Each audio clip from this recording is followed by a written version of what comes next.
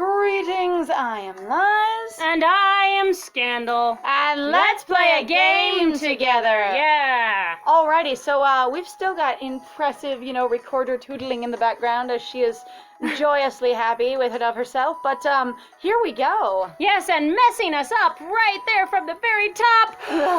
I've been a nurse for years, mister. I know what's best for patients like you, so allow me to control your entire life. Yeah, so my friend pointed out that this feels very much like the, how do I put it, mommy kink?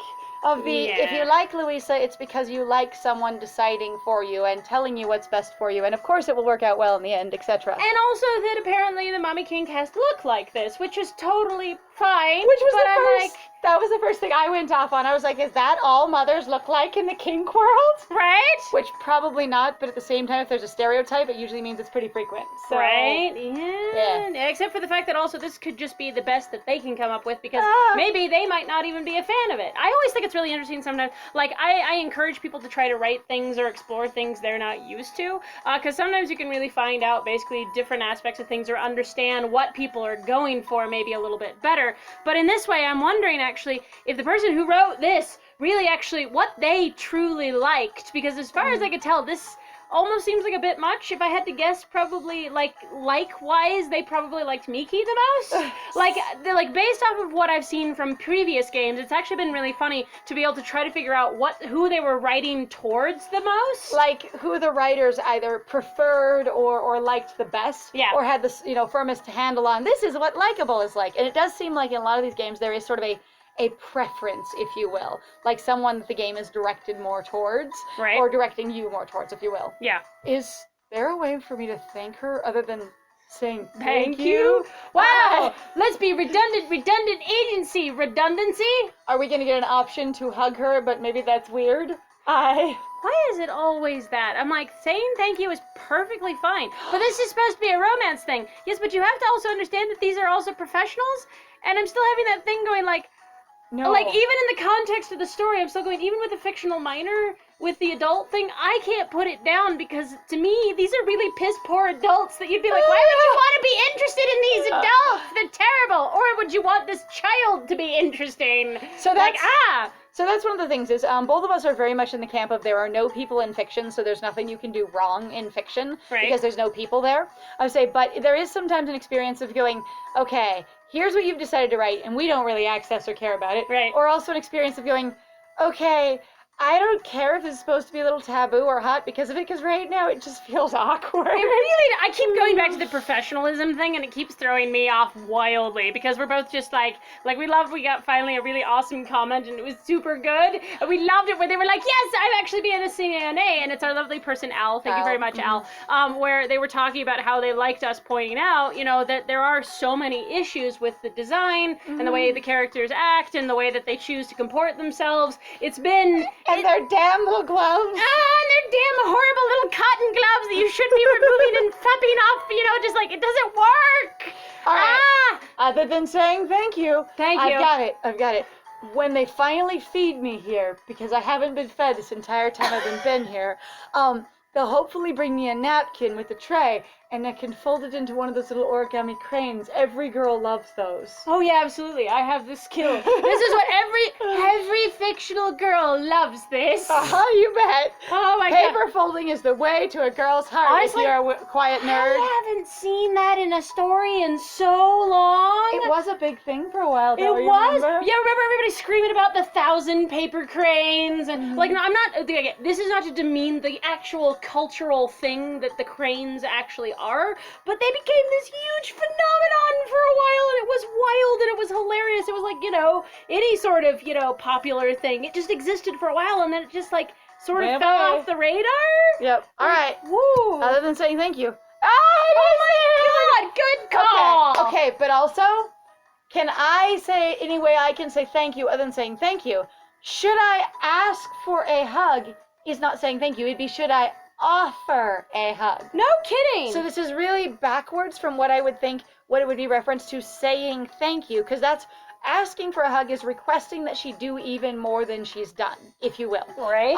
Versus offering a hug is suggesting that I am offering some piece of myself to you to say thank you, to sort of open up in the way you've opened up to me, or to, if you will, compensate you in some way. Right. Even not necessarily in that clinical of a fashion, but there is more of an exchange of from one direction or another. I'm like, how is asking for a hug doing something for her? So that language, it doesn't work for me. No, it really Ask for a hug. No.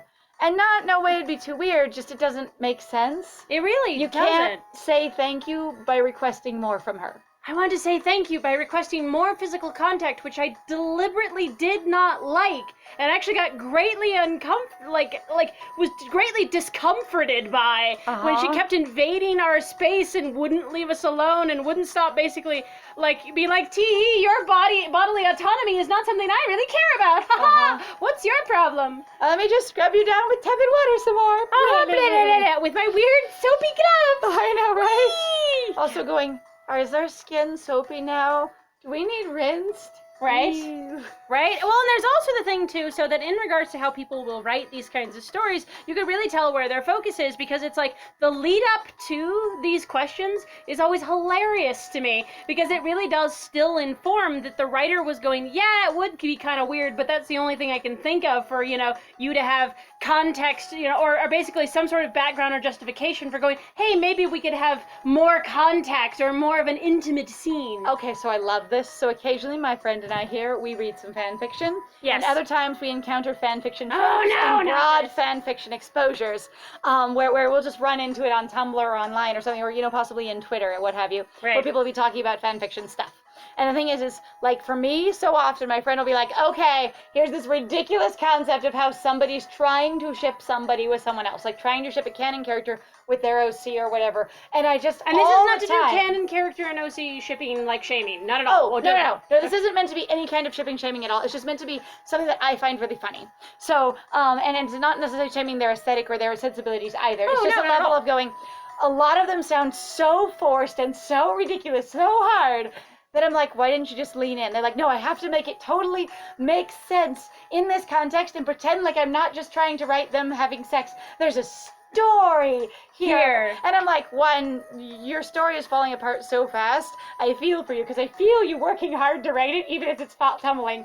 But also I'm like, just be honest. If you just want them to bone, just write that piece. Right, well, and that was actually the thing. So I actually, loudly complained about this, going, look, if you just want them to bone, who the hell cares if it was a consensual fic or not? It didn't matter. You just want them to bone. You don't need background for it or anything. You just needed them to bone. Yeah. And that was all you needed was the boning.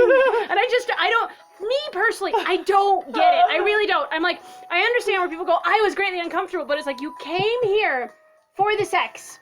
The lead up to it, does it necessarily really matter in this fictional context when all you wanted was to see this hot going on between these characters, and then you have to go back and you watch this really awkward backwards justification, and you're just kind of like, I knew what I clicked on. I clicked on the boning with MA as the marker on it. So it's like, anyway, so I feel for a lot of people trying to justify their fanfiction porn with real world building and story around it, and I'm like, just be more direct about it, and it's a lot easier to justify anyway. So I mean, and I get where sometimes some people, what they want is, something that's more consensual and hot, but then I'm like, then start with that. Then start with it. Or something, not necessarily more consensual. You can do porn without plot with consent. Oh, that's true, because they do that in real porn all the time. You can have total consent. It's not consensual and non-consensual. It's just world built or not, justified or not. You could literally walk into a room and go, these people are already turned on, here we go. Right, well, there's also that thing, though, too, actually, so my friend and I have pointed out in numerous other stories. So again,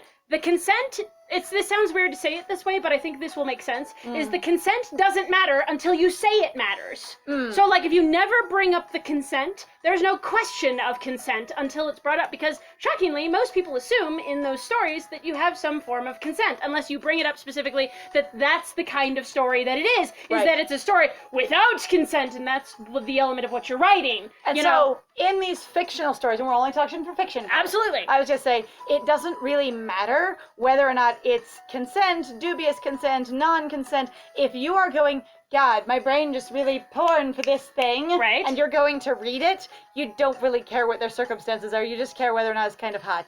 Right? At least as far as I understand it. Right, So well, anyway, especially where all right. I'm a church. I don't So right here. No way. No, I should not request her to do more emotional or physical labor for me in reference to saying thank you. And also, again, it's not going to be weird. If it wouldn't be weird, I say, but in reference to that specifically, just the way I broke it down before, like, I am not giving anything to her. It's not saying thank you if I ask for something more. Yeah. It's like going, how could I thank her? I could ask her to get me something.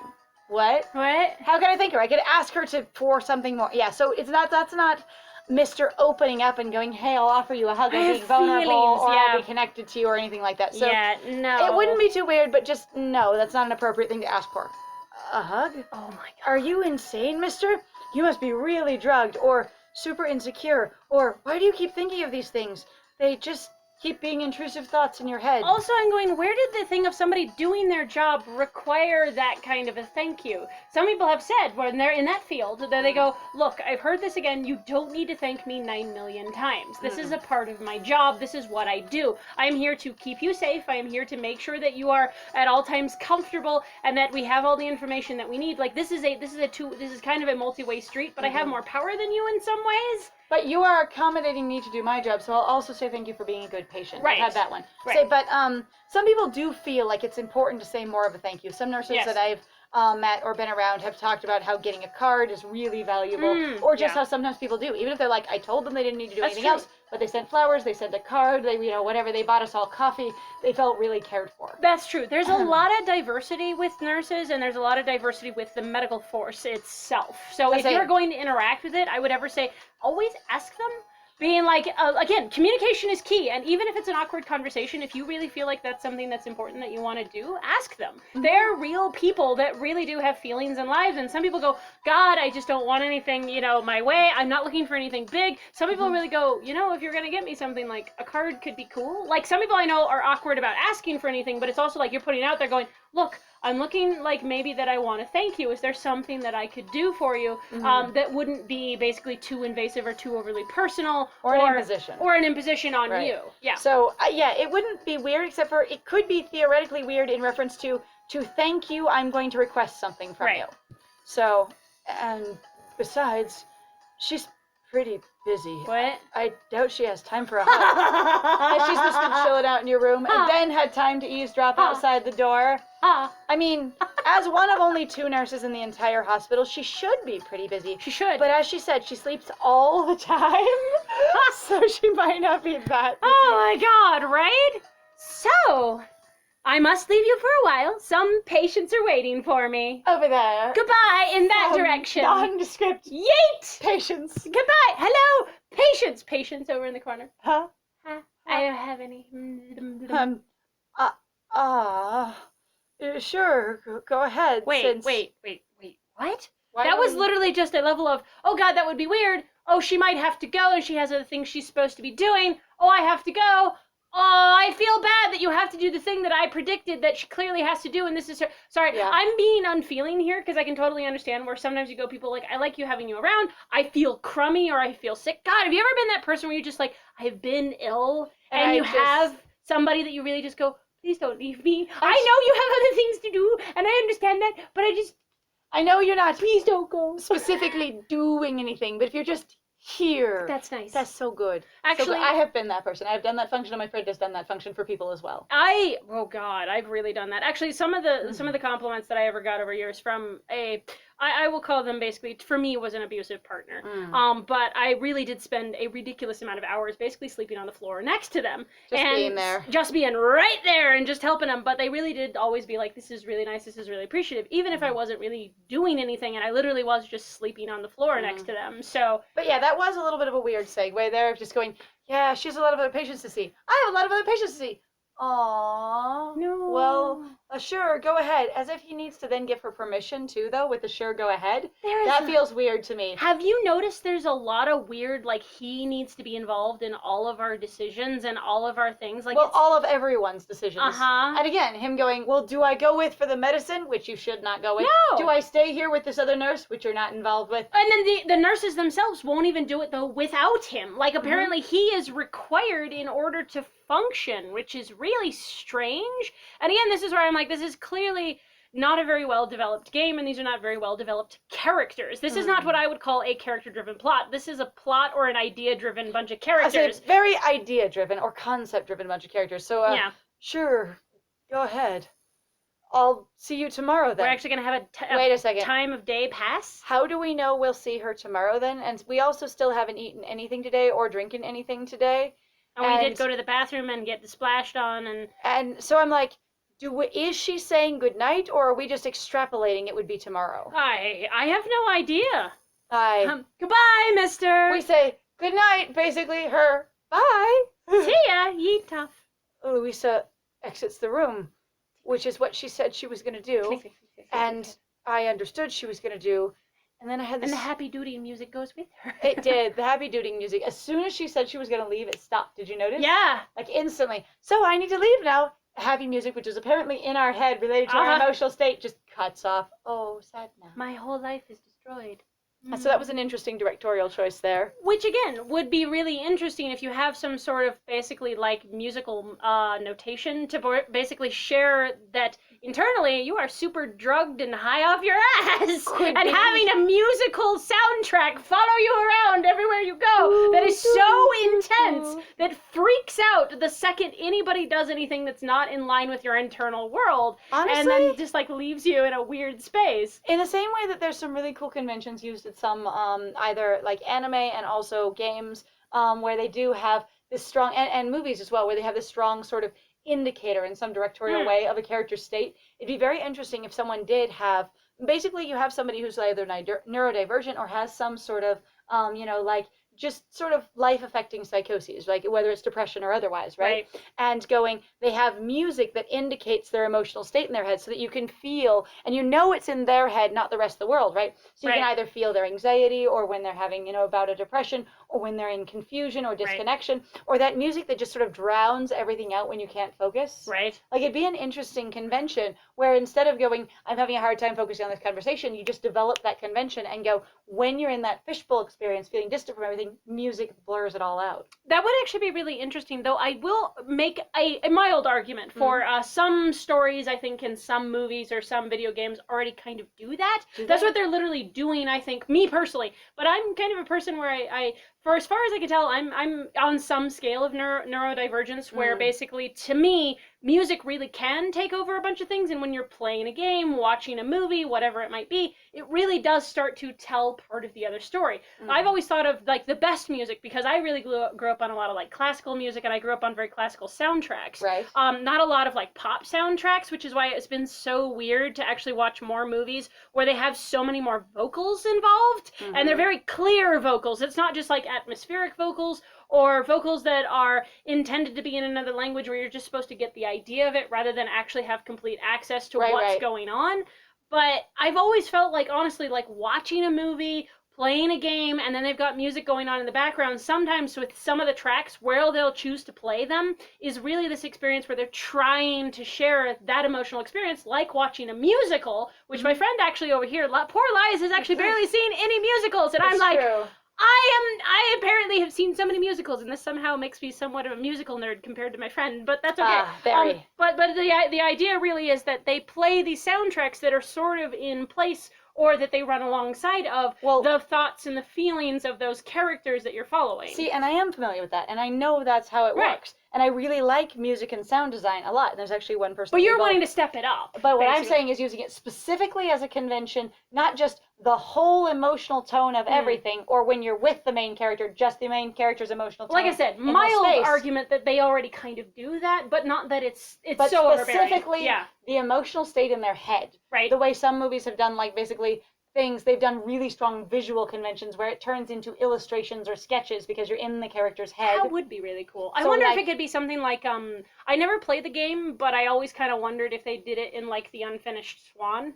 It was a game we actually looked at playing at one point. It was a sound-based game where you would, or like it was an ink-based game. I can't even remember, but basically like you're either projecting noise or you were projecting ink, and it would basically start to outline your world, because the world around you when you're playing whatever character you're playing was basically all encapsulated in white. You couldn't see anything until you basically threw out ink, and colored your world so you could actually tell where the crap you were going. And what was there. And it was kind of interesting. And there have been actually a couple of other games where they used sound-based conventions where they would use the voice of the player, like the actual voice of the player. Oh, yeah. And you could be louder or quieter, and you could sort of see further into the world, like a weird echolocation sort of mechanic, which was really neat. But I get what my friend is saying. Yeah. Like, I agree that I would like to see it much stronger, though I will say, like I said again, most of my thing was just being like, I feel like they do it to some degree now, but they do not go far enough. Right, and so the thing is like, yeah, there's emotional music connected with character experience, Right. but not specifically only this one character Yeah. and inside of their head rather than atmospheric for you. Right, absolutely, yeah. Anyway, I think that'd be a lot of fun. So,